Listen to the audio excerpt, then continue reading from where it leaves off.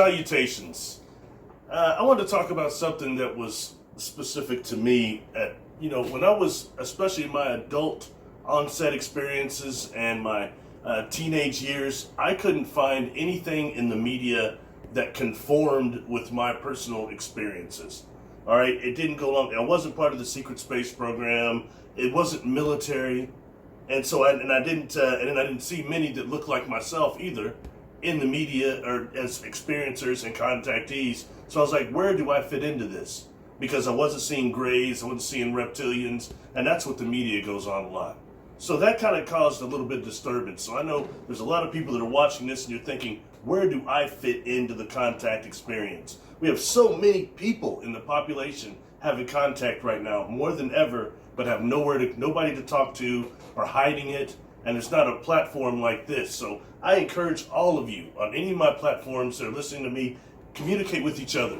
You don't need me. I don't respond to every comment and stuff like that. I try to sometimes, but I don't respond to all of them. But it's not about me, because there's a lot of more people out here that are having experiences different than mine, and there's none of us that are special. It's all just unique. Every one of us is unique. But it's time to start sharing this, and time to start sharing this with the scientific community. I'm trying to do that behind the scenes right now. That's where this is at things that are going to help our species to survive. So how does the contact that we're having, where do we fit in? Where do we fit in? I was like, where do I fit in at this? But it's more about right now, what can we do with our contact experiences to make sure that changes our life and changes consciousness and the world. So in that way, I say, please communicate with each other. Use this platform. You don't need me to do it, all right? But anyway, I just wanted to address that because of some of the things that I went through that a lot and doing all this mass amounts of research, just trying to figure out where I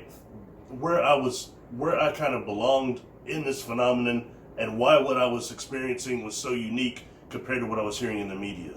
So that caused a certain amount of distress, and it's a waste of time for what we're trying to do is advancing consciousness. So I just want to throw that out there, and we've got different modalities of contact that we've talked about here already. Astral experiences versus physical experiences, which can also be dream experiences. But that's weird. They can't be invalidated, all right? There's reasons why we have dream experiences and astral experiences, so you don't have the temporal aphasia I've talked about. So don't disqualify that. Had a good friend of mine that came to town from Cincinnati. He had some type of a contact about a year ago. He's hiking somewhere near Lake Michigan, I think he said. Was it Lake Erie? One of the big lakes. And he says he sees this UFO. He and his friend observed this UFO, and it seems to be almost in distress. And then later they're like jets that seem to be coming by. And he said it's like there was something wrong, but then I couldn't pay attention, he says, because I keep seeing these, there are these really loud type of fireflies at the top of one of these trees, way at the top, that are making tons of noise. And they were just the oddest things. I've never seen lightning bugs like that. And I said, actually, you probably just had contact, man. Do you think that might have been a craft that's in distress? And that could have been the crew members outside of that craft trying to do something with that tree. He kept talking about the tree. We talked about the tree and communication also, and how trees are really involved in the UFO contactee phenomenon also.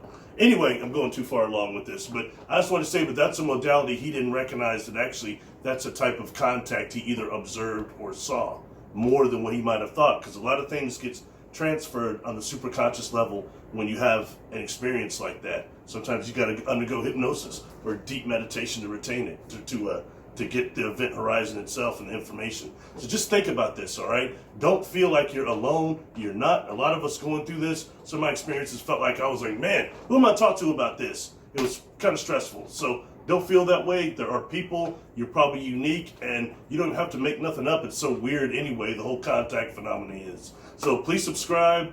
Much power. I appreciate everybody that's viewing and backing me up on this and keeping me going with this. So much love. Peace.